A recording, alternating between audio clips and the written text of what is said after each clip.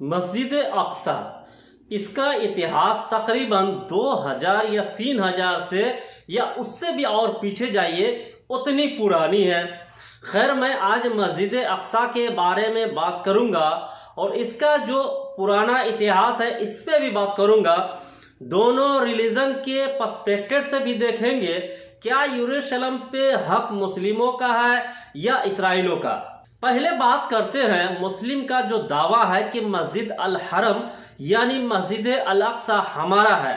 मुस्लिम समाज के जो किताबें हैं, कुरान या हदीस, इन दोनों में मस्जिद अल अक्सा के बारे में थोड़ी बहुत बातें बताई गई है। मैसेंजर मोहम्मद सल्लल्लाहु अलैहि वसल्लम को एक फरिश्ता ने मेराज व असरा के लिए लेकर गया, तो इसी मस्जिद अल अक्सा में मक्का से आए हुए यहाँ पे ठहरा, फिर यहाँ से आसमान की तरफ गया। थोड़ा ये भी समझ लीजिए कि मेराज और असरा का मतलब क्या है। दरअसल मेराज का मतलब है ऊपर जाने का रास्ता या सीढ़ी। असरा मतलब होता है शेर व सपाटा तफरी करना। मतलब मोहम्मद सल्लल्लाहु अलैहि वसल्लम आसमान पे गए मस्जिद अल अक्सा से शेर व तफरी के लिए। अब आते हैं मस्जिद अक्सा पे। जब मोहम्मद सल्लल्लाहु अलैहि वसल्लम मस्जिद अक्सा पहुंचे तो जितने सारे मैसेंजर थे यानी नबी, सबको नमाज पढ़ाई इसी जगह पे। इस जमात में तकरीबन सारे नबी थे, जिसमें डेविड यानी दाऊद, सुलेमान यानी सुलेमान, यीशु यानी ईसा अलैहिस्सलाम भी थे। मुस्लिम के किताब को देखने से पता चलता है इस्लाम कोई नया धर्म नहीं है। पैगंबर मोहम्मद सल्लल्लाहु अलैहि वसल्लम से पहले भी इस्लाम था, लेकिन यहूदी का कहना है इस्लाम 600 ईसा पूर्व में ही आया।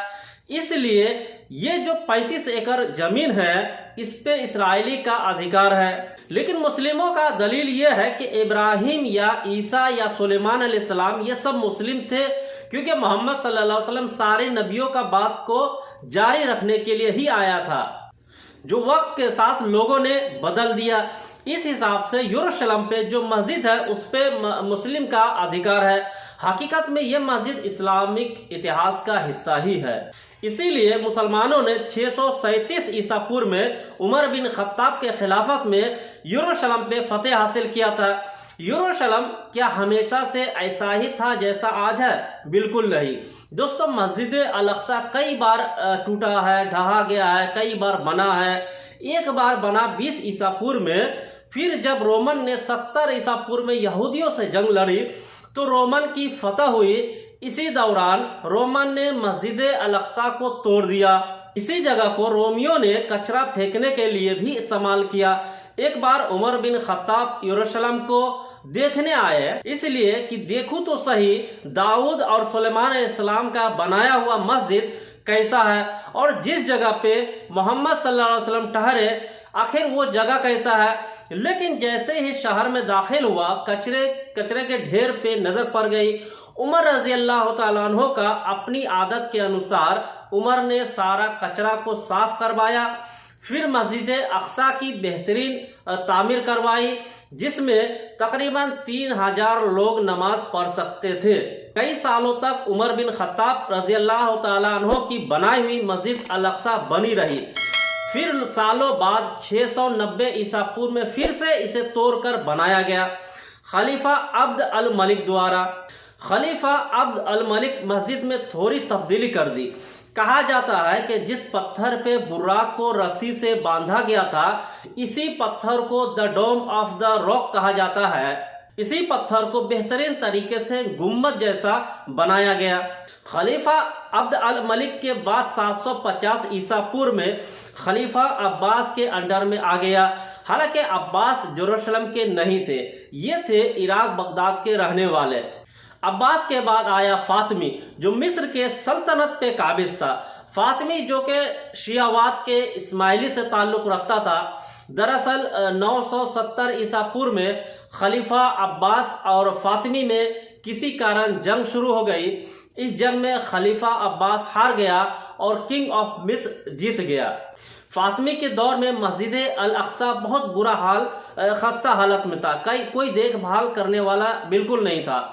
यरूशलेम में जब तक मुस्लिम का हुकूमत था तब तक मस्जिद अल अक्सा में अरबी की तालीम भी दी जाती थी। लेकिन जब फातिमी का दौर आया तो उस वक्त के गवर्नर ने सारी चीजें बंद कर दी, यहां तक के मस्जिद के सारे दरवाजे परमानेंटली लॉक करवा दिया गया। फातिमी शासन के बाद सबसे खराब दौर 906 ईसा पूर्व में आया, जब अल हकीम का दौर था। इस्लाम के इतने बड़े दुश्मन थे कि मुस्लिमों पे जुल्म करने के नए नए तरीके ढूंढते थे। इस अल हकीम ने एक ऐलान किया कि जुमा के नमाज में अल्लाह के नाम की जगह मेरा नाम लिया जाए। रमजान के रोजा को भी खारिज कर दिया और किसी भी यरूशलेम के मुस्लिम को मक्का हज करने से मना कर दिया। 1021 ईसा पूर्व तक तकरीबन यरूशलेम के मुस्लिम खत्म हो चुके थे। ऐसा नहीं था कि सिर्फ मुस्लिम पे ही जुल्म करता था, यहूदी ईसाई पर भी जुल्म करता था ये शासक। यहाँ तक कि कई सारे चर्च को भी तोड़कर गिरा दिया। 1073 ईसा पूर्व में एक और जंग हुई जिसमें अल हकीम के वारिस हार गया और सेल्जुक तुर्क ने कब्जा कर लिया यरूशलेम पे। सेल्जुक तुर्क सुन्नी ख्यालात से ताल्लुक रखने वाले थे। सेल्जुक के दौर में फिर से यरूशलेम पे इस्लाम का बोलबाला शुरू हुआ। फिर से अल अक्सा मस्जिद की मरम्मत करवाई गई। 1095 ईसा पूर्व में एक बहुत बड़े इस्लामिक स्कॉलर अबू हामिद अल गजाली नाम का शख्स मस्जिद को देखभाल के नियत से आ गया। अबू हामिद जो यहीं का नागरिक बाद में बन गया। डोम ऑफ द रॉक में रहकर इसने मुस्लिमों के लिए एक किताब लिखी, the revival of the religion science, जो कुरान और साइंस के समानता बताता था। 1095 में एक और जंग शुरू हुई यरूशलेम के लिए। ये थी एलेक्सो और सेल्जुक तुर्क के बीच। एलेक्सो ने रोमन को भी साथ लेकर जंग लड़ा, इधर सेल्जुक तुर्क अकेला था। इस जंग का सिर्फ एक ही मकसद था, यरूशलेम को जीतना है और मुस्लिमों का धर्म को मिटाकर कैथोलिक राज बनाना है। अब उस जंग की बात करते हैं जिस जंग से पूरी दुनिया के मुस्लिम झूम उठा था। ये वो शासक था जिसका नाम सुन के विरोधी कांप जाते थे। इसे दूसरा उमर भी कहा जाता है, सलाहुद्दीन अयूबी। 1180 के दशक में कुर्द सुल्तान सलाहुद्दीन अयूबी ने यरूशलेम को किसी भी तरह से हासिल करने के लिए मुस्लिम राजाओं को एकजुट किया। सारे मुस्लिम सेना को साथ में लिया। 1187 में ही यरूशलेम पे चढ़ाई कर दिया और सलाहुद्दीन अयूबी ने यरूशलेम को जीत लिया। इस जंग में एक खास बात यह था कि सलाहुद्दीन ने सारे सैनिक को एक आदेश दिया था कि किसी भी विरोधी सैनिक या किसी भी आम इंसान की जान नहीं लिया जाएगा। यरूशलेम को हासिल करने के बाद सारे सैनिक को सलाहुद्दीन अयूबी ने ऑर्डर दिया कि अल अक्सा मस्जिद को सफाई करके इसकी मरम्मत किया जाए। जब उमर रजी अल्लाह ताला अन्हु यरूशलेम को जीता था तब भी उमर रजी अल्लाह ताला अन्हु ने सफाई करवाई थी। 1193 में सलाहुद्दीन अयूबी की मौत हुई। उसके बाद उनके वारिस ने गद्दी संभाल ली। अब बात करते हैं इसराइल पर्सपेक्टिव के बारे में। इसराइल मिडल ईस्ट एक छोटा सा देश है। इसराइल के पड़ोसी मुल्क है मिस्र, जॉर्डन, लेबनान, सीरिया। देश में तकरीबन 9 से 10 मिलियन लोग रहते हैं जिसमें 95% यहूदी आबादी है।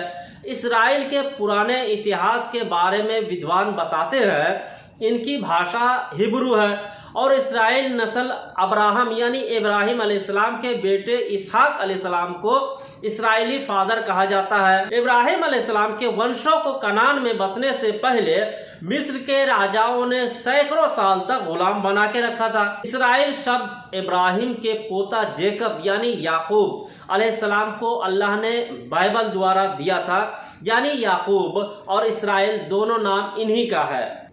किंग डेविड यानी दाऊद अलैहिस्सलाम के बेटा जो राजा था यरूशलेम का, इन्होंने ही पहली बार यहाँ पे मस्जिद या इबादत गाह बनाया। कई जानकार का कहना है कि 931 ईसा पूर्व में इस क्षेत्र को 2 राजाओं में बांट दिया गया था। इसराइल को नॉर्थ वाला हिस्सा दिया और यहूदी को साउथ वाला हिस्सा मिला। 722 ईसा पूर्व के आसपास सीरिया ने चढ़ाई कर दिया और इसराइल राजा को मार के नॉर्थ वाला हिस्सा पे कब्जा कर लिया। 567 ईसा पूर्व में बेबोलियन ने यरूशलेम पे कब्जा कर लिया। बेबोलियन ने सुलेमान अलैहिस्सलाम का बनाया हुआ इबादतगाह को तोड़कर अपना इबादतगाह बना लिया। इसराइल पे कई मुल्क शासन किया है, जिनमें फारिस, यूनानी, रोमन, अरब, फातिमा, सेल्जुक तुर्क, क्रूसेडर, मिस्र और भी कई देश ने राज किया। 1517 से लेकर 1917 तक मिडल ईस्ट के साथ इजराइल ने ओटोमान साम्राज्य पे शासन किया था, लेकिन पहला विश्व युद्ध के बाद मिडल ईस्ट की राजनीति को ही बदल दिया। 1917 में विश्व युद्ध से ऊपर उठकर ब्रिटिश विदेश मंत्री आर्थर जेम्स बाल्फोर ने फलस्तीन में एक यहूदी इबादतगाह बनाने के लिए एक विचार पेश किया अपने करीबी मुल्क के सामने। हालांकि ब्रिटिश सरकार को उम्मीद थी कि जो देश हमारा दोस्त है इस बात से बिल्कुल भी राजी हो जाएगा, लेकिन ऐसा हुआ नहीं। 1918 में 400 साल का साम्राज्य को हराकर ब्रिटेन ने जीत हासिल की। इसी को 3 देशों में बांट दिया गया, इसराइल, फलस्तीन और जॉर्डन। 1922 में ब्रिटेन ने एक पत्र लिखा राष्ट्र संघ को, फलस्तीन पे कब्जा हमारा होगा, लेकिन अरब देशों ने इसको दरे से किनारा कर दिया। अरब देशों का कहना था कि एक यहूदी मुस्लिम देशों पे अपनी मर्जी थोपेगी। अगर फलस्तीन ब्रिटेन के कब्जे में रहा तो दूसरा युद्ध के बाद इसराइल ने 1948 में अपना एक अलग मुल्क बना लिया था, तब भी ब्रिटेन फलस्तीन को आज़ाद नहीं किया था। इसराइल के लंबे इतिहास के बाद आज भी अरब मुस्लिम और यहूदी में तनाव मौजूद है। हालांकि यहूदी और मुस्लिम दोनों के लिए यरूशलेम एक पाक जगह है। 19वीं सदी के आखिर में और 20वीं सदी के शुरू में यहूदियों ने एक मूवमेंट शुरू किया।